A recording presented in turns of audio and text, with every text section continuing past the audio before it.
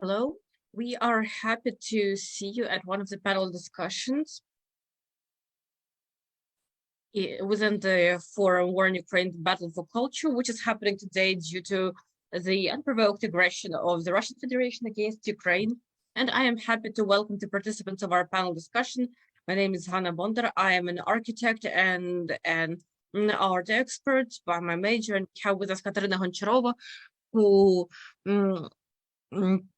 works with the World Memorial Fund, as the Deputy Minister of the of Culture and Information Policy of Ukraine, and Vitaly Titich. And we are supposed to be joined online by Tatiana Polivchuk, Director of the Literature Museum in Kharkiv, and Isbert Sabrin, the President of Heritage for Peace. Today we are planning to discuss problematic issues connected with movable and immovable cultural heritage.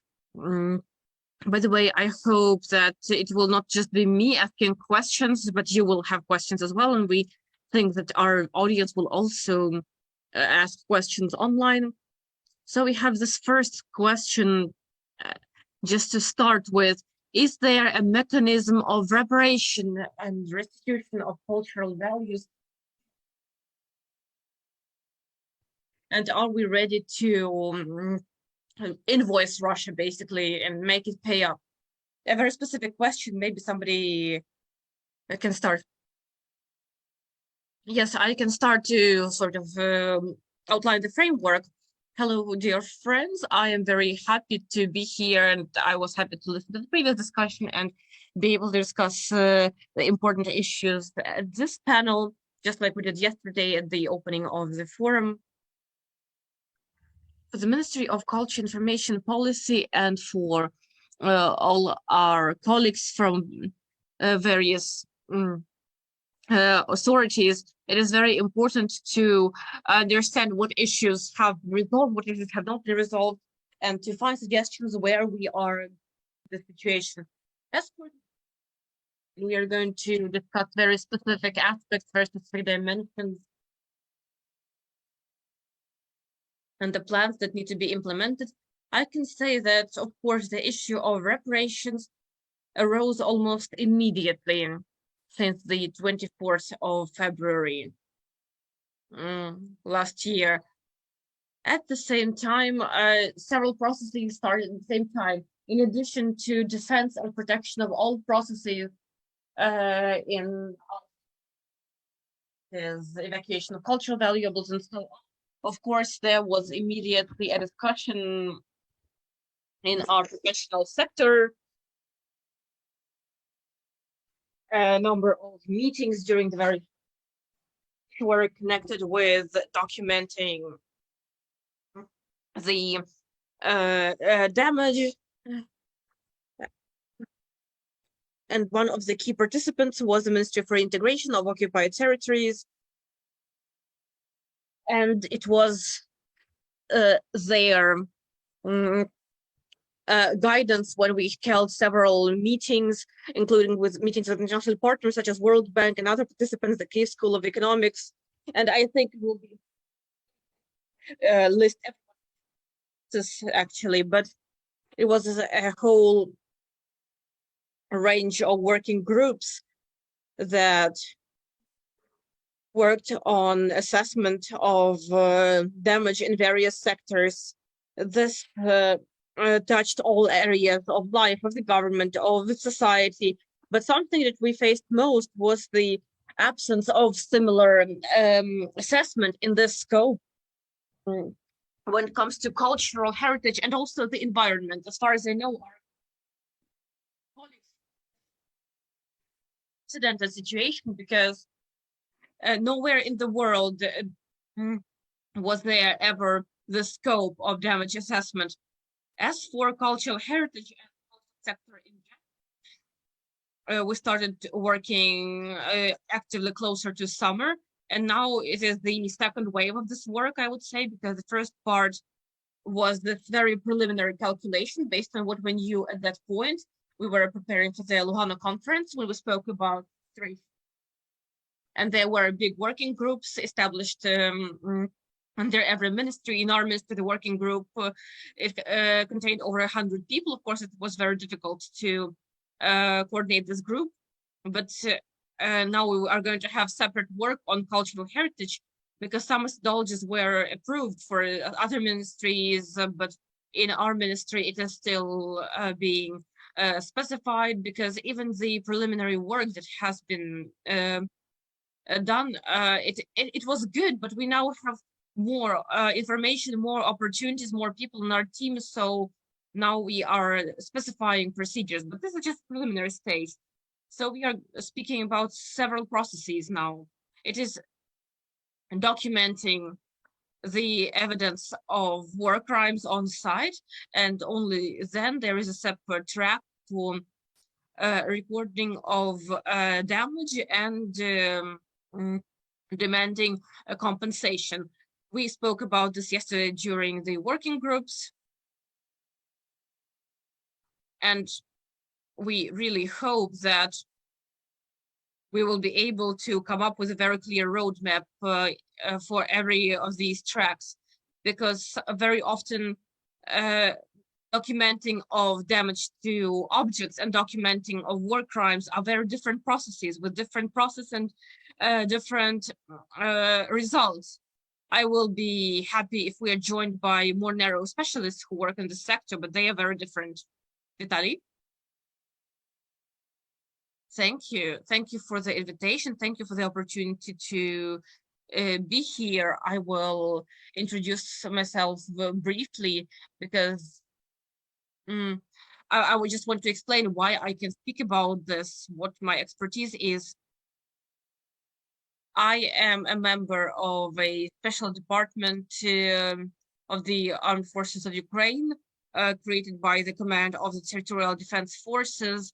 And one of the missions and tasks of this unit is documenting violations of international humanitarian law, which also includes attacks on cultural objects, cultural heritage. And our group is also responsible for this vector,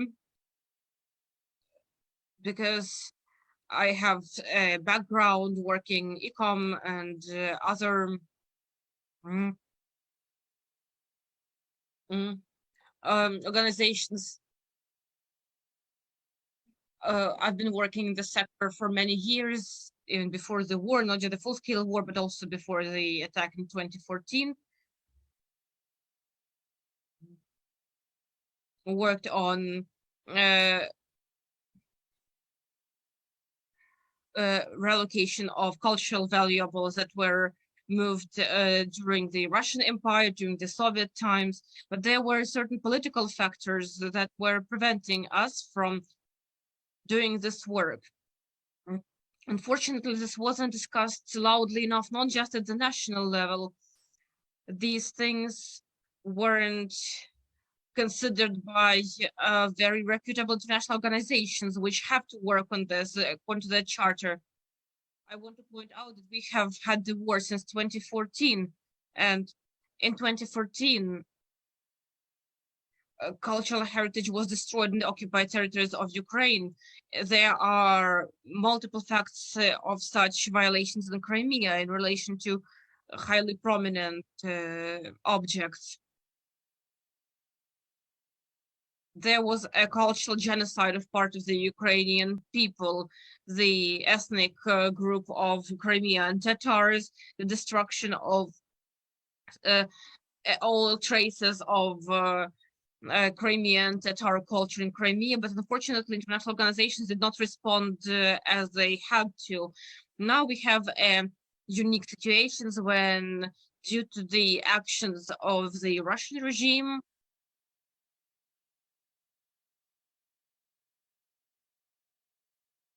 if we speak about the Nuremberg tribunal, like the potential Nuremberg tribunal that can take place in the future, analogous process, the international community, both cultural and humanitarian community at large, have finally come back to this issue. They were horrified. They came back, and now they are trying to suggest various mechanisms, particularly for the post-war period. The situation is unique, as it has been pointed out, unique in terms of humanitarian law and the history of international humanitarian law. It is unique because Ukraine, and not just Ukraine, but also international partners, international organizations have started speaking about reparations during the war. In general, in history, reparations are discussed when hostilities are over. Like the winning country comes up with demands, and these demands can be in line with certain rules that occurred in the international law. Reparations, if we use this term, have three types of compensation for damage. That is restitution with the subtype substitution, that is compensation, financial, and so on, and the non-material components such as satisfaction. All these tools can and should be used here in accordance with the procedure that will be formed during the end of the war. Unfortunately, the international humanitarian law does not have real tools.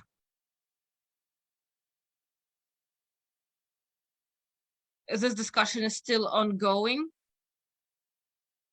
These mechanisms are actually now updated and will be formalized in line with the existing challenges.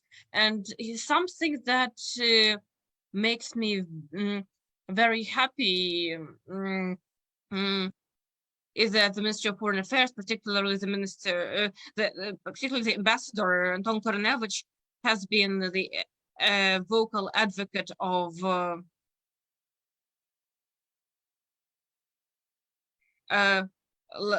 this idea created by international experts and actively promoted by our ministries, the idea of creation of a special tribunal concerning the aggression. It is a very important practical step towards implementing those dreams of reparations. If we speak about mechanisms as part of our discussion, then evidently out of those mechanisms we have is the mechanism of international judicial system, where a decision can be made.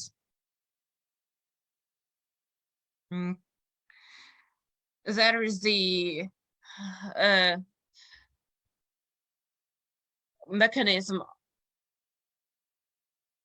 that works with the consequences that we are of the aggression that we are seeing today. In the doctrine of criminal law, we have multiple crimes, and we have these accompanying crimes where aggression is the form of execution. Particularly the execution of intentions of the Russian regime, which has been qualified as genocide of the Ukrainian people. Here we can speak about cultural genocide.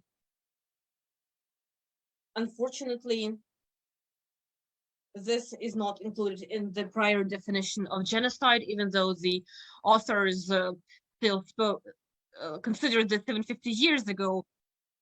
But I think following this war, these concepts will also be reviewed and updated. And the intentions of Russia and Putin himself basically did everything to wake up the international community, to finally force them to call a spade a spade. and develop mechanisms to prevent similar things in the future, particularly through punishment mechanisms. And here, reparations in the context of cultural values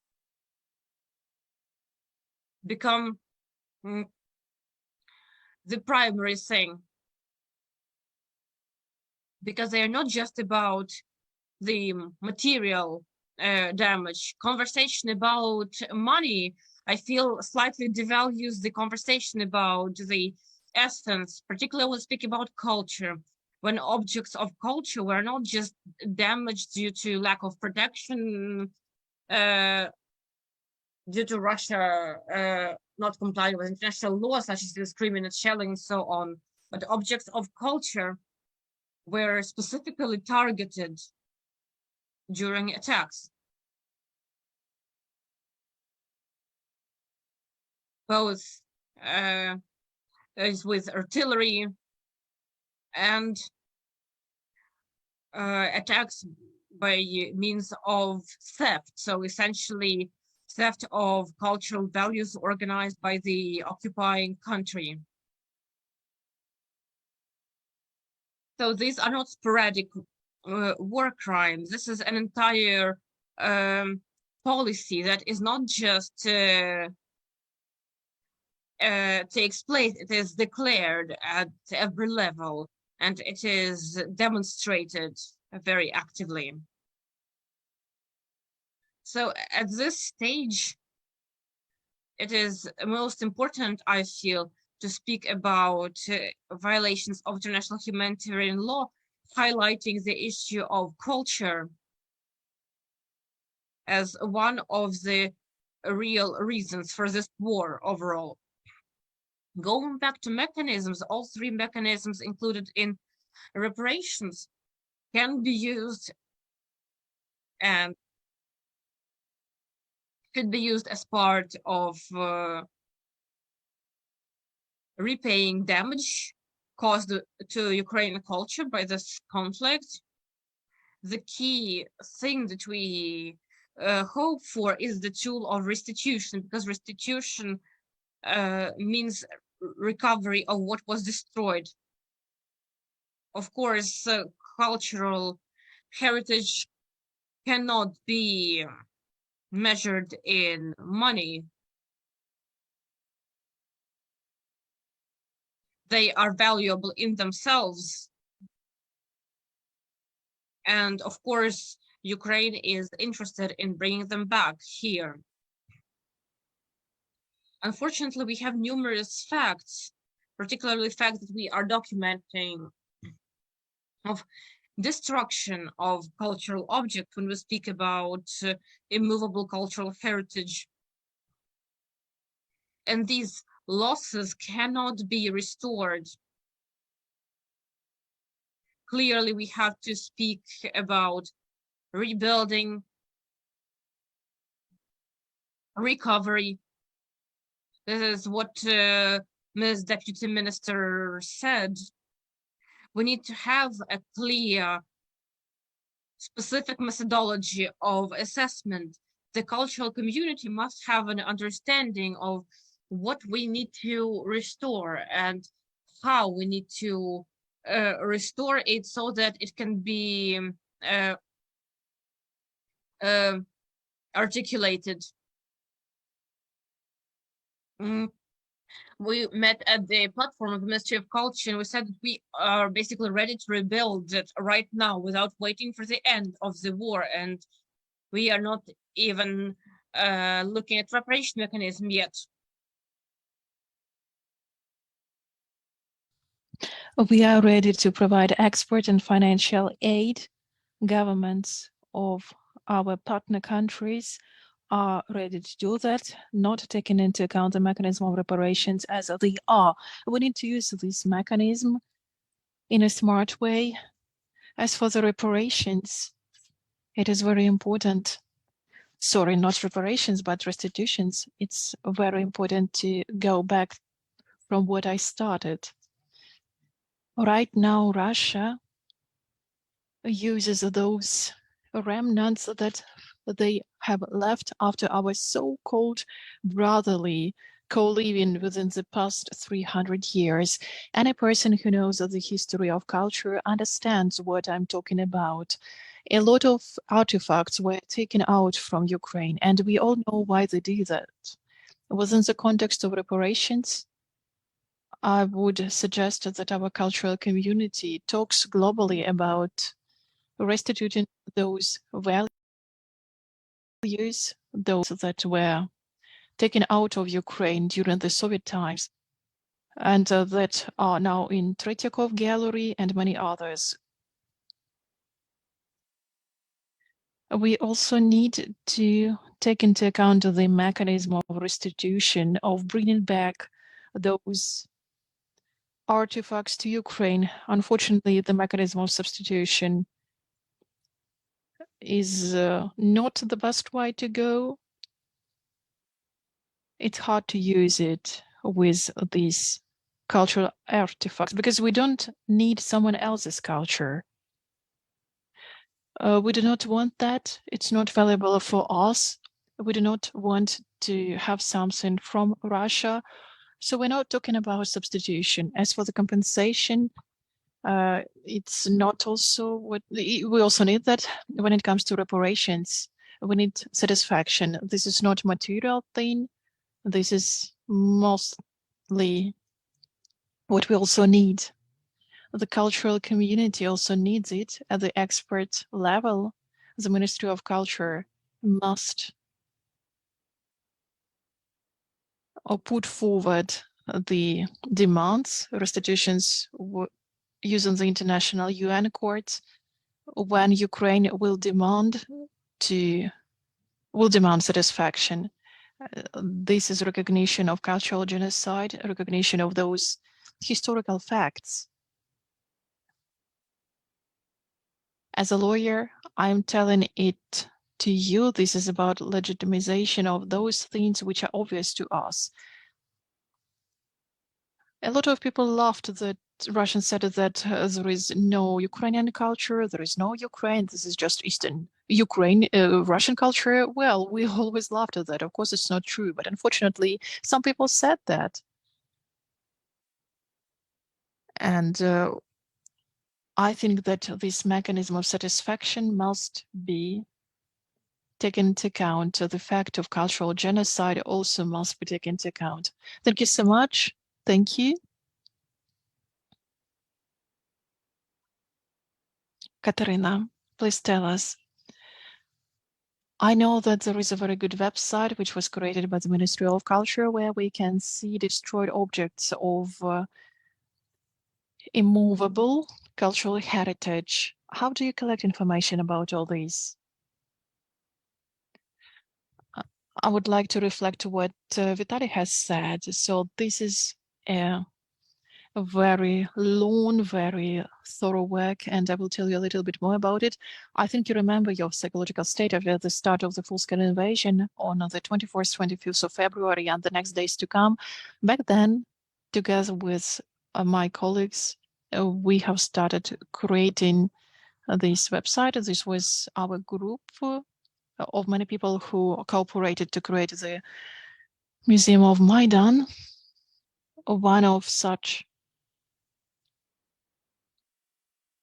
projects, not a project, but an initiative which we had as the ministry and which is very important for all the initiatives here, that we will need to document the losses. Within the first months of this full-scale invasion, when all the northern territories near Kiev were occupied and it was very difficult to move freely along these territories, we started collecting information in many ways from open sources. This was what the easiest thing to do. We had to monitor the websites of different services, and we had contacts with different experts. A lot of Kharkiv colleagues help us. It was very dangerous to get out of the house in Chernihiv and in Kharkov back then, but they sent us this information. This is what Kirilo has just said.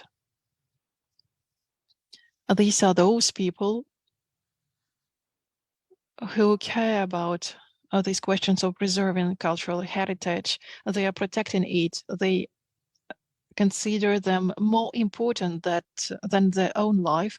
It was a very valuable period for all of us in terms of collecting information. Of course, later, this website that you saw, this is largely due to Bobrovsky, who collected all this information. And then our colleagues from the ministry, from the departments of Anastasia Bondar helped us a lot with processing this information. Later, we had the opportunity after the liberation of the Kyiv Oblast, when it became evident what is happening in the east and in the south of Ukraine, we received the opportunity to work with the local governments, who also started monitoring. As soon as we started talking about recovery, about programs that we might need in the future, we started collecting statistics.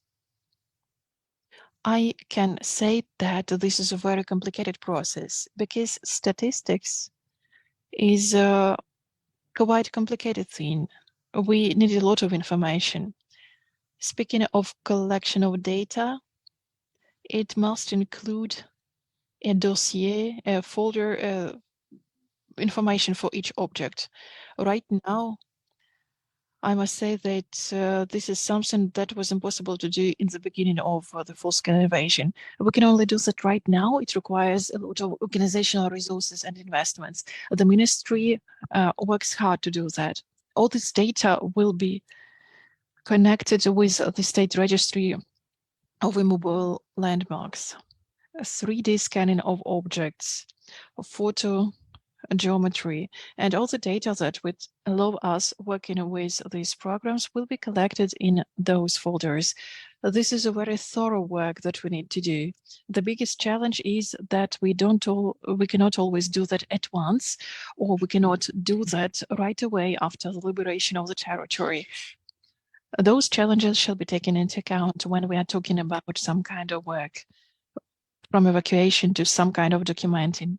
The territories might be mined, the territories might not be accessible for the civilians because the fight is still going on, and so on and so forth.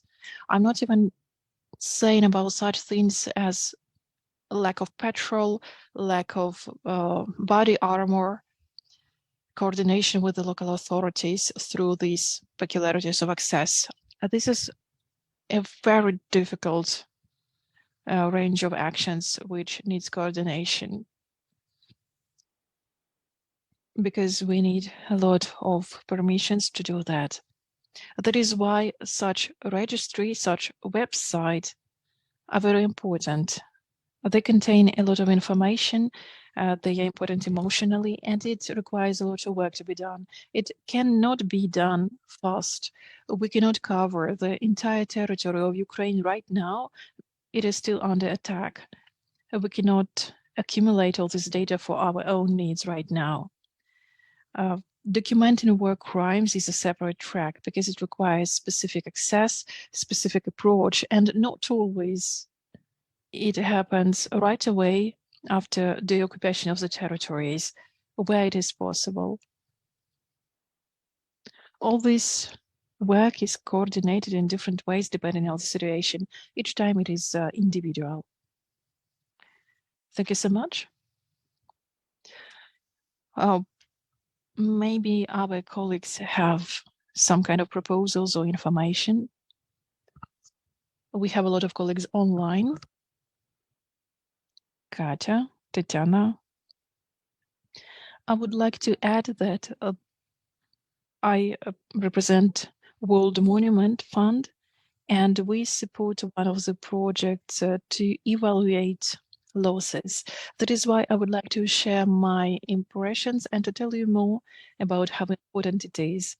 Because we had an evolution of creation of this database of damaged or lost landmarks. First, it was based on open data.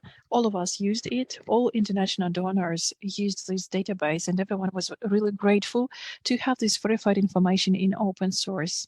But then it turned out that losses of landmarks and damages of landmarks of Ukraine is something that all international institutions do. And there are a lot of registers all over the world. The information is very different, and it was difficult to understand which one is better to use. It was difficult to understand because we tried to, sometimes there was this danger to get into all the difficult situation of wartime. The evolution that the Ministry of Culture has gone through based on its registry, local communities also did a lot, because we started from a spreadsheet with links to open data. We have proceeded to thorough study documenting losses on the deoccupied territories where it is safe to work, because in order to understand the state of a landmark, a multidisciplinary team must go there with an architect, with other experts. Organizationally, this is very difficult to do because it requires coordination on many levels. It requires coordination of many institutions, logistics work, organizations work. It's quite difficult. We really hope that when this project will be finished, all this information will become accessible to all stakeholders, starting from the Ministry of Culture, oblast administrations, local government, expert communities, because we see that this information which has been collected with a description of losses, with everything, will become the basis for development of a strategy and for further projects to continue working with these landmarks. It will also become the basis of educational programs. That is why it seems to me it is very important. I would also like to say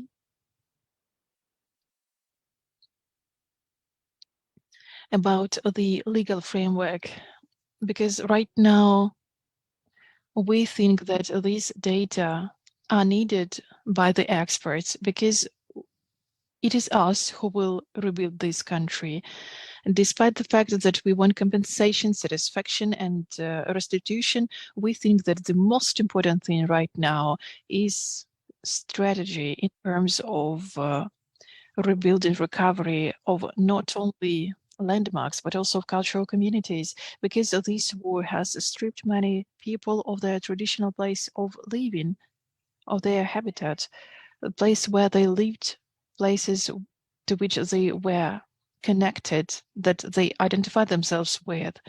This authenticity of the cultural heritage has suffered a lot of damages and destruction. It was damaged much more than just a landmark, because it is a multi-layer identity. We also wanted to discuss local communities. We really hope that the recovery projects will be able to attract local experts. Thank you so much. We have a commentary from Andrei Kovotov, the director of our archive. In the archive sphere, we can talk about substitution, especially about destroyed and damaged archive funds, those that are now in Russia. Can you comment on that? Ola said there are two commentaries in the chat. Now we are looking at the second question. Another question from Olga Voloshtenkova-Slobok. Can you please tell us about the mechanism of reparations? Are we ready to bring Russia to accountability, to justice? Sorry, it's the wrong question. As for the cultural heritage, cultural values, I can say that we still have a lot of work to do to think about those artists that were stolen by Russia, because we won't only have to edit Wikipedia, but also probably to edit educational programs for artists, because a lot of Ukrainian artists are still part of the Russian studies program, and we will need to do something to that. Question to Vitaly Titich. Katarina Chuyova. Do you plan to renew the work of Commission of Restitution of Cultural Heritage as a separate institution?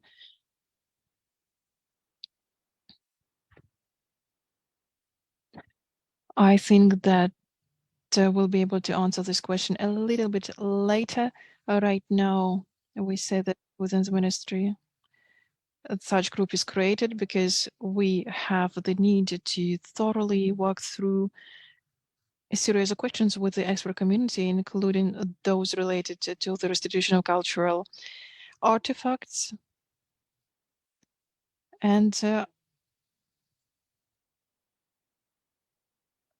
we have touched upon the question of illegal removal of artifacts from museums and the question of looting private collections. This is an important issue.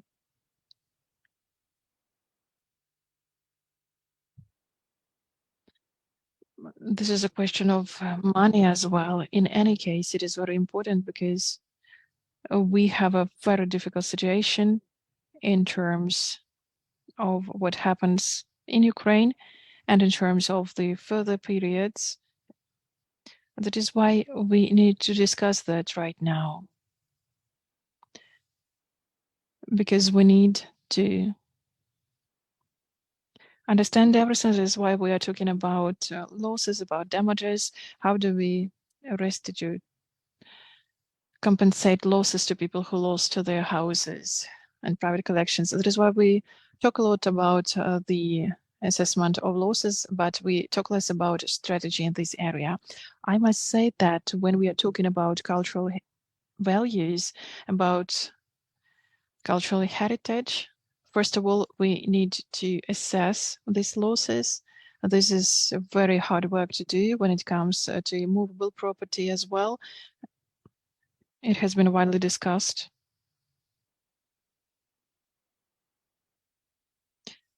Unfortunately, not all museum collections of Ukraine were digitalized in the sense we see it right now.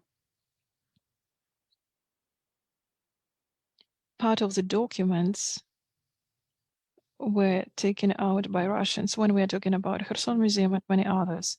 This is a huge challenge because it is impossible to renew everything. It will take some time to check all the documents that were left in museums in electronic form, in paper form. When we are talking about a collection which includes 5,000 or 6,000 artifacts.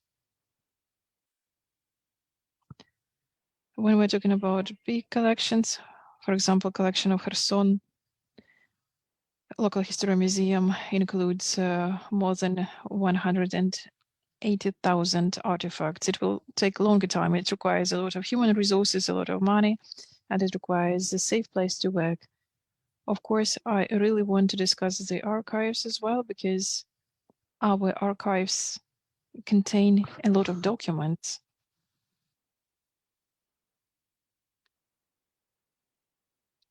That is why we have to coordinate different methodologies which are related to archives, and it will take a lot of time. We won't be able to do that fast. And the programs of digitalization will also require that. There is one more aspect. Ukraine has never confronted such amount of losses, and it is since the Second World War, and it's very difficult right now to conduct this type of work. People who are engaged in work on site, that's not many people. There is no one to replace these people with. When we speak about a large scale of losses, where we need to check everything, where we need to be very careful, there's a lot of work. And add to that the fact that we essentially don't have a regulated art market like in European countries.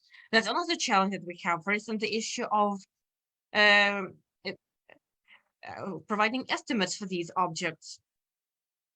Some of the experts who can do it remain in Ukraine. Some of them are leaving Ukraine and they are hopefully gaining new expertise for this work. But this is another challenge. How do we regulate these calculations in the future based on what data? And this work is still ongoing. The formation of this legal framework and development of this methodology are still necessary. And that's what also what Vitaly said about the intangible cultural heritage and about satisfaction that is connected with such processes.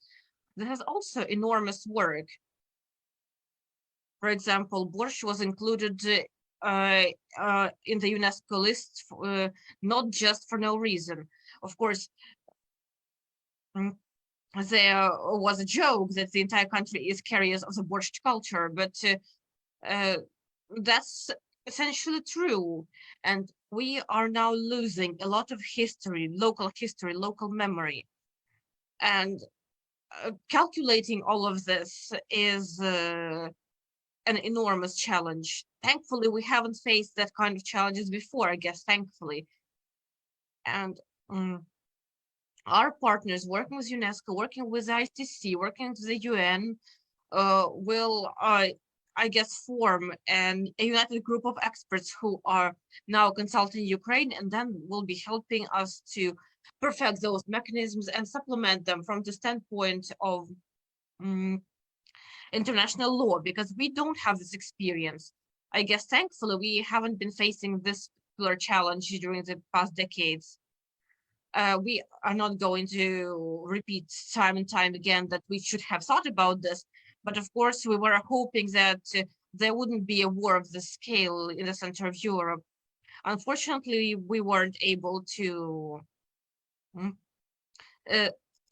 avoid this, but this work is being done now. And I guess the results will be clearly seen only in a few years so that we can reach very specific numbers based on very specific facts. Because things like collection of data, requirements to judicial processes,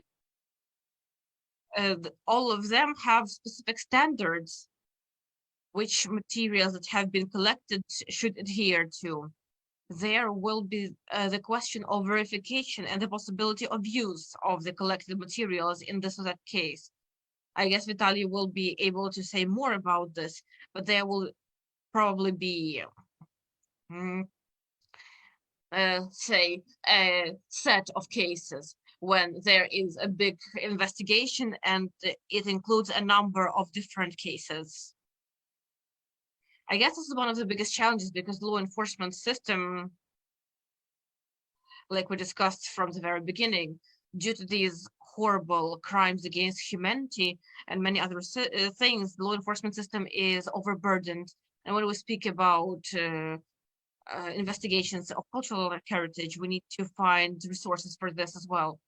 Of course, I suggest we move on to the second part of our discussion, which will be dedicated to intangible cultural heritage, mostly the issue of restoration. I know that yesterday Tatiana Polovchuk moderated the group dedicated to this issue, so maybe you will start.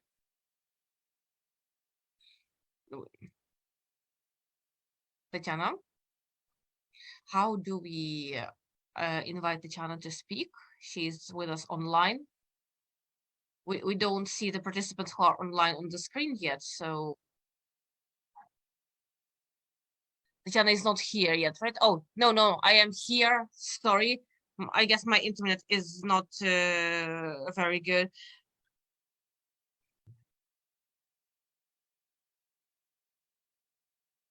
We are very thankful for your work, thankful for the work of Vitaly and Katerina, both Katerinas, on collection of evidence of violations of international humanitarian law, particularly crimes in the field of culture.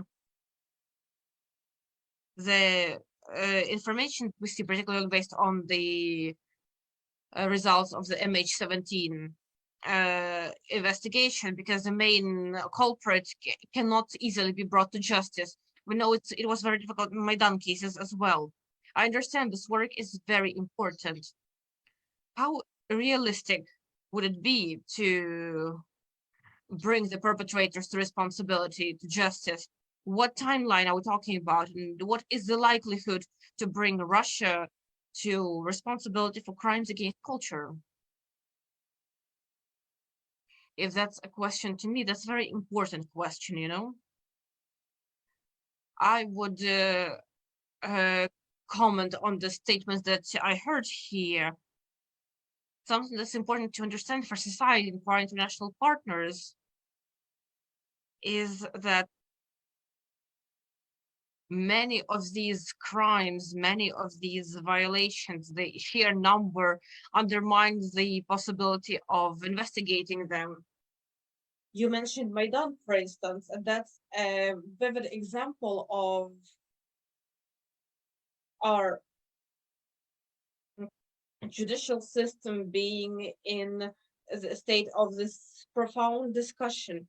It indeed failed the Maidan challenge, to put it mildly, and the crimes of Maidan are probably like 100%. This image is rather pessimistic, what we see since the beginning of the war. We see chaotic, objectively chaotic activities due to what was happening. And what's happening now, it gives little reason for optimism. If we look at the if we briefly look at the materials of criminal investigations and the tactics and strategy of investigations, that's also not extremely optimistic, and it encourages experts who did not join the army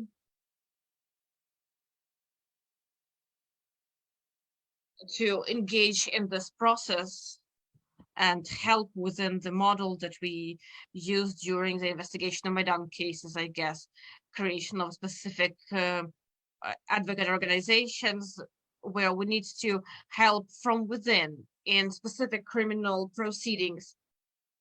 Very specific help is required in very specific proceedings. If we speak about crimes against culture and what we spoke about with Ms. Deputy Minister, this challenge requires experts in these sectors in line with the Criminal Procedure Code.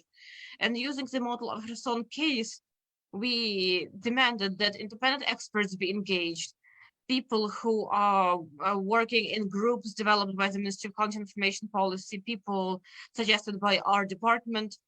These people were engaged in line with the Criminal Procedure Code.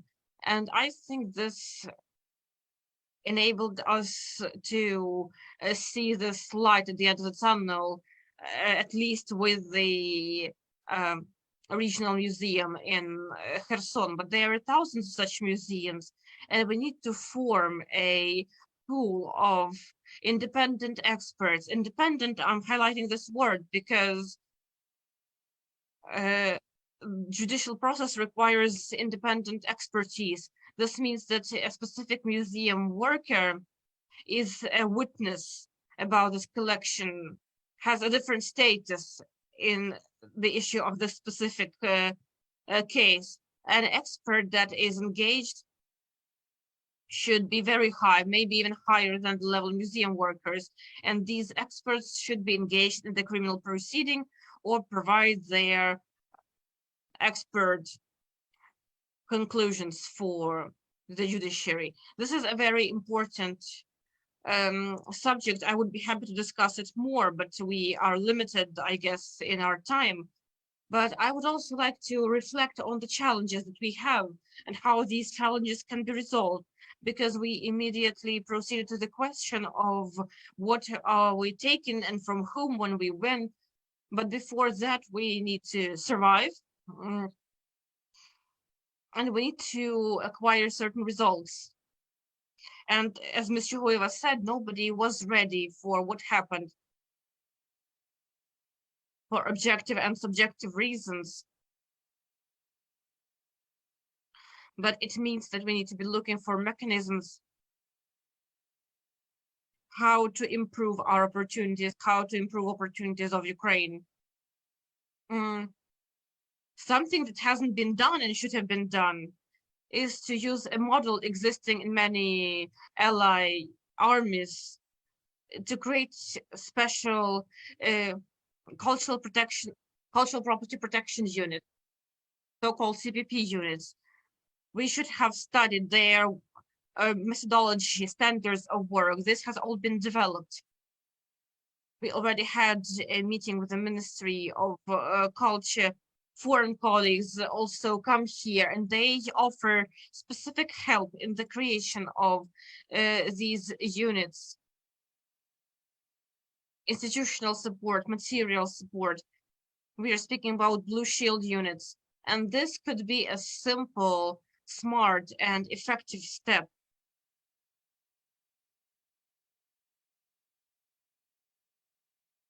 Problems that cannot be resolved in any other way.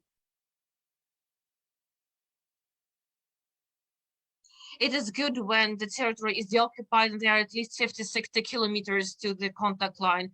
If we're speaking about cultural objects located in so-called gray areas or in the areas of active hostilities, which also unfortunately require evacuation, protection measures, and so on,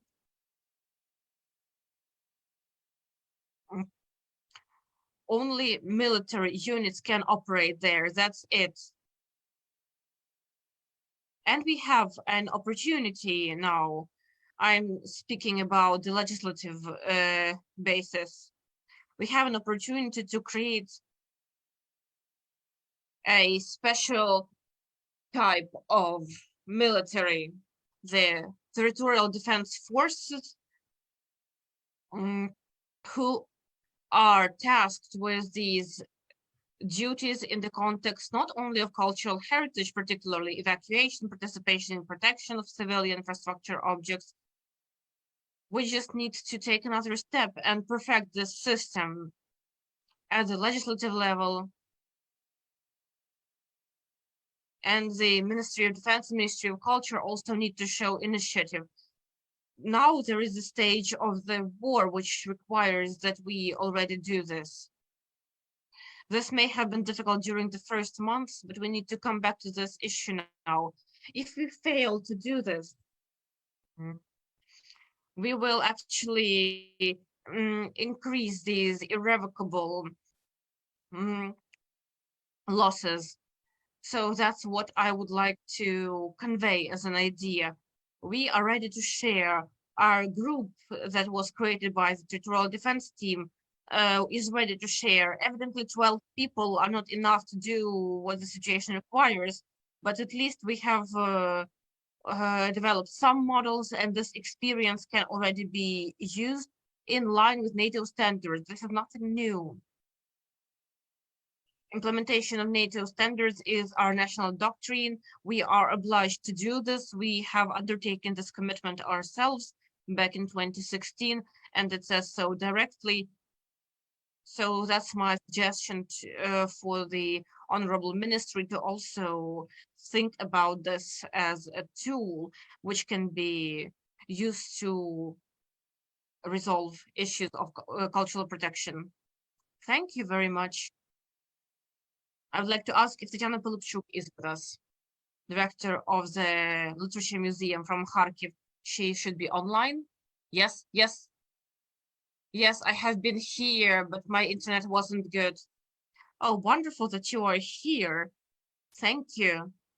I know that yesterday you moderated a working group which actually spoke about the future restoration of destroyed landmarks and monuments. Maybe you could share the results of your work. Hello, colleagues, happy to join you, happy to talk about this. Yesterday, we worked on very specific steps in the group on how we could organize work in the fields, because when we speak about restoration of damaged cultural monuments, when we speak about restitution, first we need to examine the existing damaged objects properly, both movable and immovable cultural objects. And I want to support Mr. Vitaly Titich. We did come up with this idea of creating specific units within the armed forces, because we can look at different types of territories, areas of hostilities, near areas of hostilities, and so on, where different rules may apply. And evidently, in areas of high risk and high threat, civilians may have a hard time. It will be hard for them to have access to damaged objects. So that's why such units are needed.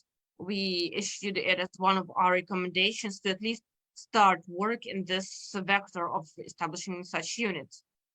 But in order to work effectively today, these steps we can do very quickly. We also try to develop some of them, because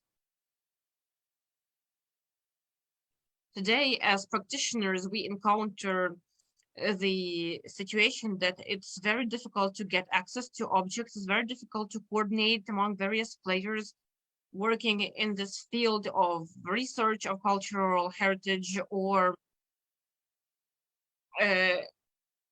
cleaning up the area of strike, of bombing. And what could be done quickly today, we feel, is establish a unit within military administrations, because we need to respond rapidly to what is happening. Sometimes we don't have even an hour to respond to what is happening. That's why on site, there should be structures established within the military administrations, or give new powers to existing departments to help them establish intersectoral work, because it often happens that experts on protection of cultural heritage are completely forgotten when they go to damaged objects. There is a hit, of course. It starts with first responders, lot of equipment, but then municipal workers arrive, and sometimes it so happens that when experts on cultural heritage arrive, it is already completely clean, and it is unclear how to research this. So evidently, we need coordination on site. As a rule, these groups which study the destroyed property are civic initiatives. They often have difficulties with access to the site. They aren't allowed to go there, and this majorly affects the quality of investigation and the possibilities for further restoration of these objects. Therefore, our recommendation of what can be done quickly is establish certain departments or empower certain departments to coordinate this intersectoral work, because work of local authorities, local communities, experts on cultural heritage, the security service of Ukraine, all of their work needs coordination in order to investigate crimes against cultural heritage. It also includes the first responder, state emergency service, the armed forces of Ukraine sometimes. So it feels like every time this starts anew. So this works in a case-by-case mode. So evidently, we need to make sure that local authorities, I think local military administration should pay attention to this, and the issue of preserving and investigating cultural heritage and cultural objects should also be on the agenda of military administrations.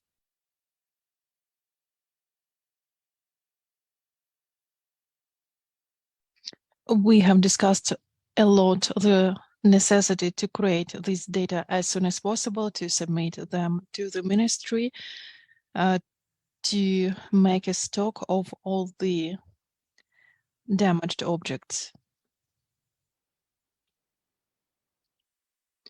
And we also have a group that started talking about museeification. I will tell you a couple of words about it. We as moderators thought that this is a separate, very important topic which requires long conversations, which might last for many, many hours, many days. Because when we are talking about museeification of objects, we are working with grief, with tragedies. We are working with people who have been traumatized. We are also traumatized. Sometimes we cannot be objective. We are inside the situation. That's why. That is why this is a very important issue that requires a lot of discussions. Today, we have this database to create the narratives about this war. How do we work with these materials today?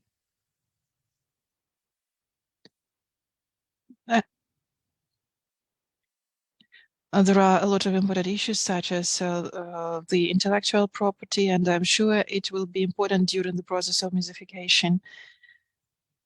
These are the questions that shall be raised during a separate event. Our working group had proposals to conduct such a seminar within the nearest future to understand how we work with the current history, with this open wound. Thank you so much. Any comments from our participants of the panel discussion? Katya? Let me put it this way. Thank you so much for the conclusions after your working group meeting. Cooperation with the local authorities. Tatiana, thank you so much. You raised a very important issue here. One of the challenges that we also face. It follows us everywhere. Because many people have left to other regions of Ukraine or abroad, largely because of this lack of a network, because of a lack of an efficient network. And the system of protection of the cultural heritage. This network has been removed within the past 30 years because of the legislation, because of different problems. And we have this strange situation when we had a lot of heritage. It is very, very important. So it seems that Ukraine shall have this network at the level of government, at the level of protection of cultural heritage, response to these situations, and many, many things. But unfortunately, as of 2014 or as of 2022, when we started going back to these questions,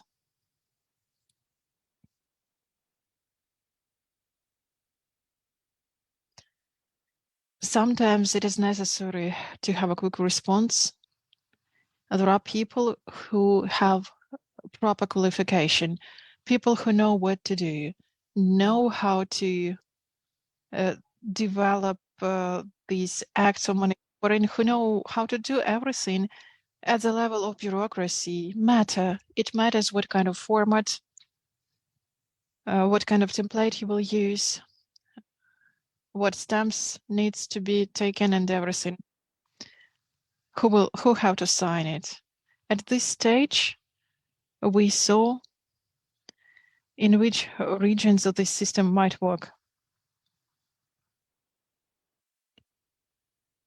For example, it can work in areas where there are some people, because some people, historians and museum workers, have started working. Sometimes there were museums that were closed and the person who had the key has left abroad.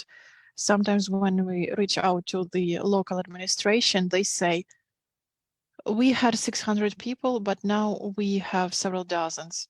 Sometimes it happens near the front line, and these people are scattered all over the country. So we don't have logistics, we don't have transport. For us, it was important to cooperate with some ministries at the level of central authorities. It was an unprecedented level of support. I'm really grateful to Denis Monastersky, who has sadly lost his life recently, and I'm grateful to other people. There are a lot of colleagues that we continue working with today. At the level of these local authorities, there is a lot of power, but this power is limited.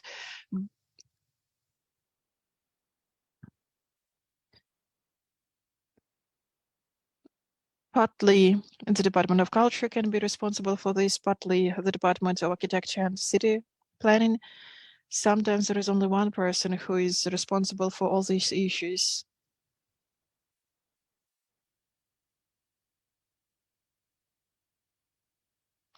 And we are now trying to understand how this system works.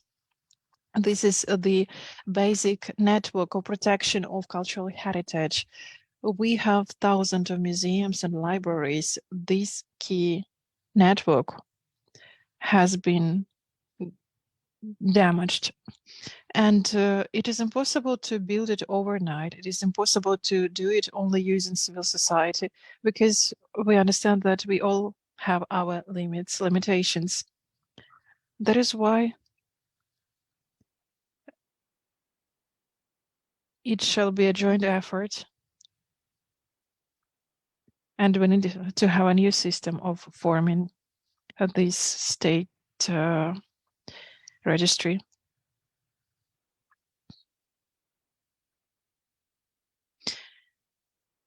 As for the memory, the Institute of National Memory does this work right now. As for the one of the most known projects, memorialization in Irpin of the destroyed bridge, there are some experts who have proposed to create a working group at the Ministry of Culture to develop the strategy of working with memory about this war. And we'll be happy if our colleagues from our sector will join us.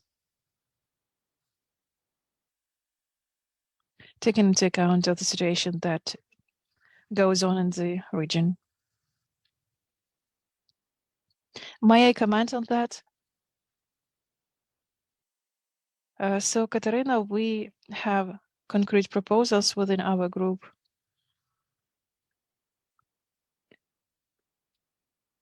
I am really grateful to all participants of this group because it turned out to be multidisciplinary, international. And international experts that were part of this group, they have a lot of great experience working with Ukraine, in Ukrainian realities, with Ukrainian cultural community, Ukrainian heritage. That is why almost everyone said that the current situation creates enough basis for reforming the entire system of management of the cultural sphere. Almost everyone said that the institution that is so important, one institution is not enough to do everything we expect from it. It is important to cooperate with civil society initiatives, with the community, and to understand the zone of responsibility of everyone. Every participant of the process starts seeing it as a threat for themselves.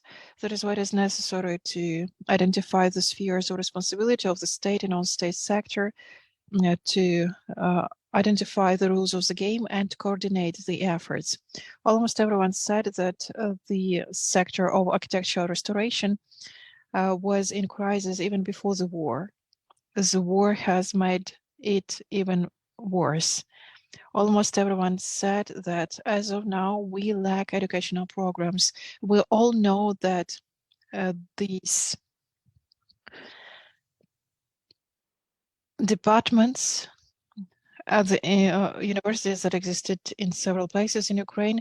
Right now, they only work in Lviv and in Kiev because the educational program in Kharkiv and Odessa have been closed, and it creates an absolutely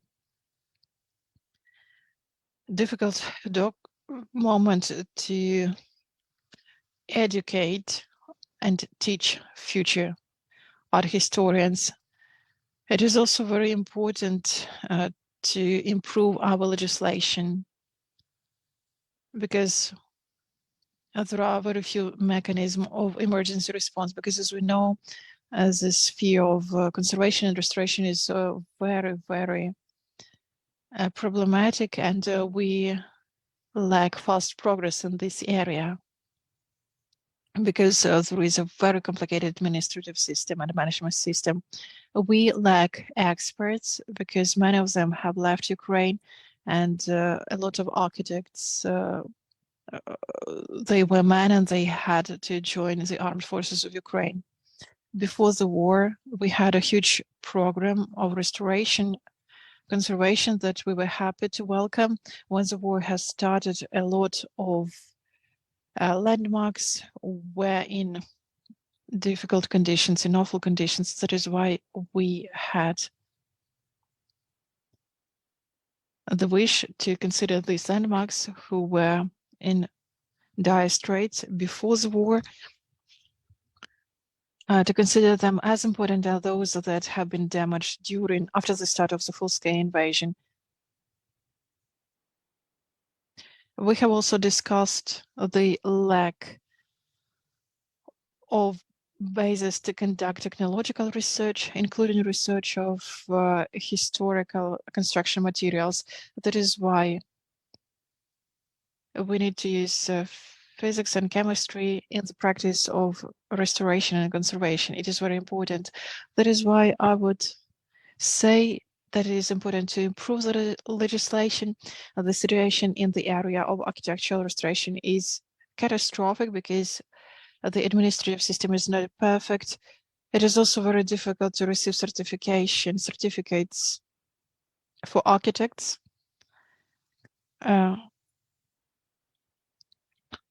Of those who are responsible for restoration. Even experienced experts do not always have access to the landmarks.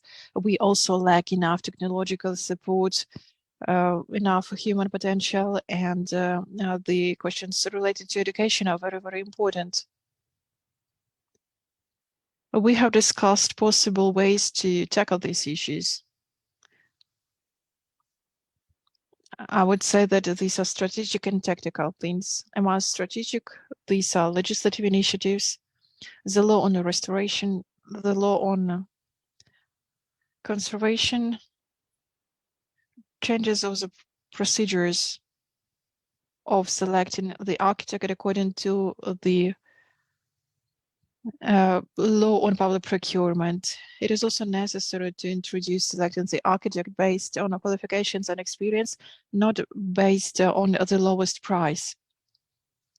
We need to contribute to the procedure, to simplify the procedure of conducting critically important works with the landmarks that would make sure that.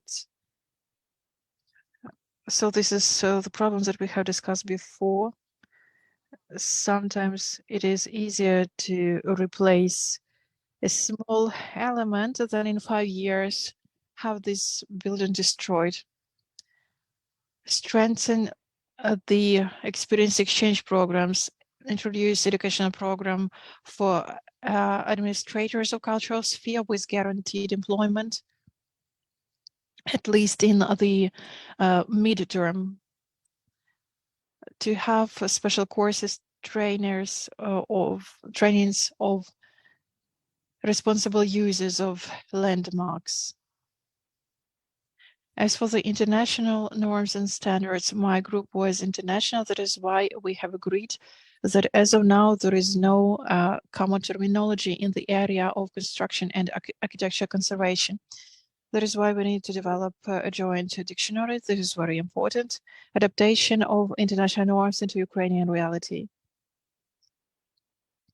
It is also important to have a proper administration, but also attention to the non-state sector. It is very important to divide functions among state and non-state institutions. Because we are building civil society, it is very important to provide access to landmarks for the local communities, because they are the final beneficiary of all the investments, of our resources, of everything. They will use these objects. That is why it is very important to emancipate them from the process of decision making. It's not right. It's not right. They have to be part of the decision making process. That is why we need to empower them, to strengthen local initiatives, to include them into a decision-making process. That is why we thought it is necessary to have additional responsibilities for the architects and for the local administrations, because they need to be the intermediaries between these norms and the local community, so the community is not lost in all these. There were two questions raised, but they were not fully developed in our discussion. This is the occupied cultural heritage. It has been said many times, the cultural heritage is occupied and is used by the machine of propaganda. Of course, Russians use it, and it's not good, but at least to some extent it reduces the risk to lose these cultural heritage, especially when it comes to historical buildings. We have also discussed other types of heritage. For example, the cultural landscapes, huge Soviet landmarks, new memorial facilities, and their impact. I'm really grateful to my team. I'm grateful to the headquarters of the prevention of protection of social heritage, and I'm grateful for organization of this event. Thank you so much. Yes, we had an excellent work yesterday. Thank you so much for the raised questions that we will have to tackle later. We have one more participant of our discussion. This is Isber Sabrin, President of Heritage for Peace from the Netherlands. If you are here with us, please tell us about your initiative, what you do. I know that your projects are related to preservation and protection of cultural heritage in Syria after the war that has raged in the country. Can you please tell us more about it? Thank you very much for giving me the floor to talk, and I am really impressed to know about all the great works that our Ukrainian colleagues are doing. I learned a lot from you, and actually also your experience now, it will help us as well in order to face as well the difficulties and the destruction of cultural heritage, which we got now in Syria during the last week with the earthquake. So earthquake in Syria also, in addition to the conflict, also now is a huge challenge that we need to face these coming months. Just I would like to share as well some thoughts which I think we share the same pain, and also we need to think on a shared solution between our experience. I would like to confirm that we learned a lot from our experience in Syria and in the MENA region, the importance to be close and to work with civil society and to empower civil society. Civil society, with our experience, contributed a lot to safeguard cultural heritage, especially where in the region where there are no authorities, where there are no heritage worker. So in Ukraine, I think there is still need to think more about how Ukrainian Ministry of Culture and Ukrainian institutions, they can involve the civil society. Also, especially in regions which there is no authorities in East Ukraine, I think there is really a huge need to think about how we can engage civil society. There are a lot of activists. They need really some indication, and they can do great work. For example, in Syria, we developed a very simple app with just even they could be used without internet. And with this app, the people they have, even people who are not necessarily heritage workers, they could be students, they could be workers in NGOs. So those people were able to document that structure and to share with us information and send them immediately. So we didn't wait the other organization in order to get this information, because it's very difficult, especially in regions. In the Syrian case, and also in Ukrainian case, there are parts which are under the control of non-state actors. Like in Syria, we have different of those sites with UNESCO and other international organizations are not able to enter in these sites. So this is a big challenge as well for the international law. I mean, all the international conventions, they just deal with recognized parties. But in the Syrian case, and now in Ukraine, in the east part, there are non-state actor who are the power, you know. So we need really, in this case, to think about this mechanism, how all of those gaps in the international law, we need to think about how we can resolve them. On the other hand, also, I want to tell that with working with civil activists and people on the ground, not necessarily a heritage worker, we were able to develop a lot of information about the looting and the illicit traffic of antiquities. So just people who can living close to the museums or close to the archaeological sites, they have a lot of information, and this information is a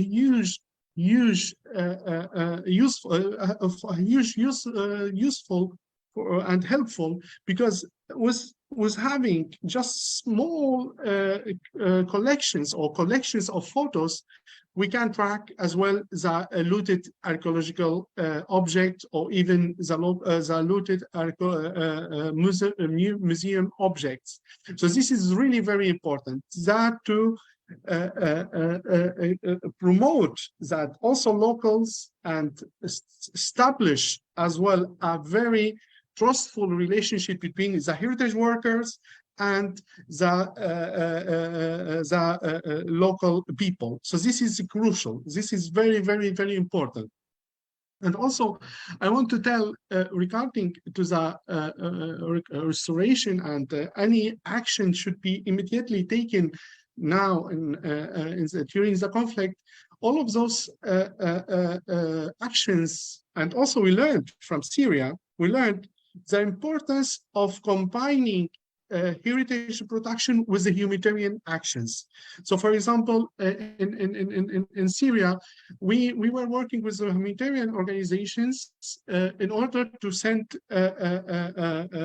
funding to the people in Syria. In Syria, because of the international sanctions and with the difficulties of sending money from outside, and I am not just talking about Syria, also about Yemen and Libya and Iraq. So there is a really mechanism which we really need to think about, how we combine the humanitarian work with the heritage protection. I mean, humanitarian aid agencies and NGOs, they can also play a very important role to raise awareness about the danger of illicit traffic and the loss of cultural objects. Humanitarian organizations, they have a lot of possibilities as well to educate as well the locals and also the military groups. And so on the other hand, we learned that it's really very, very, very important to combine this work between the heritage protection and the humanitarian aid.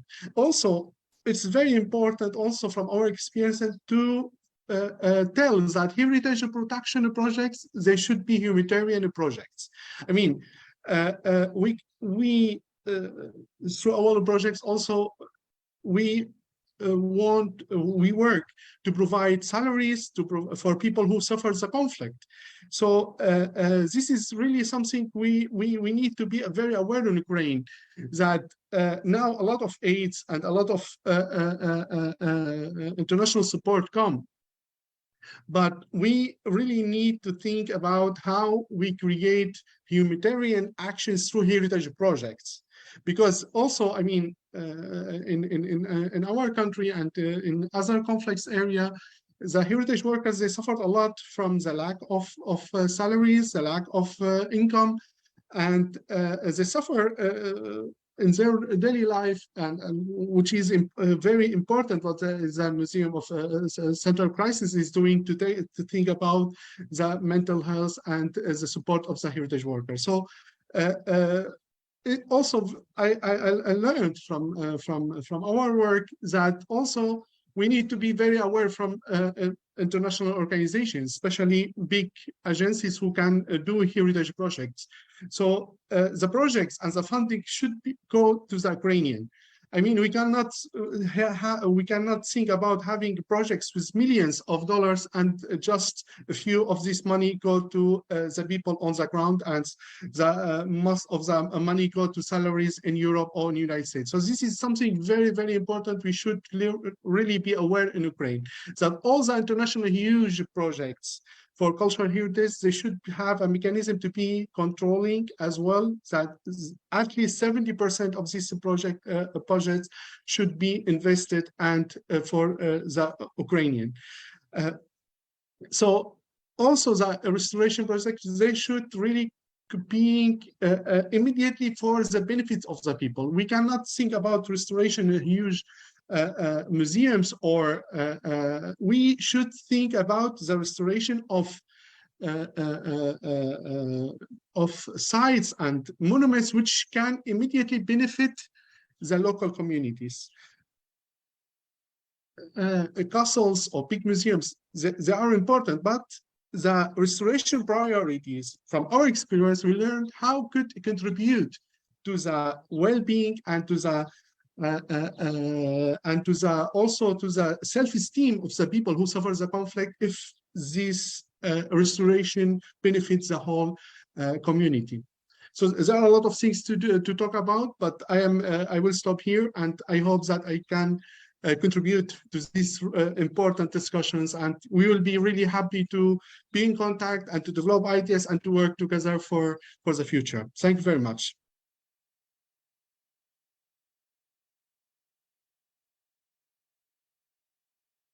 Thank you, Esber, for your very inspired speech.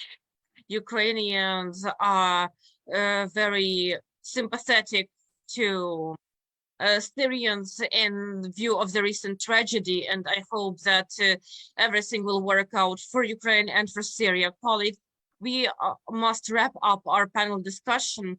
If the participants would like to say a few final words, we will be happy to hear you out.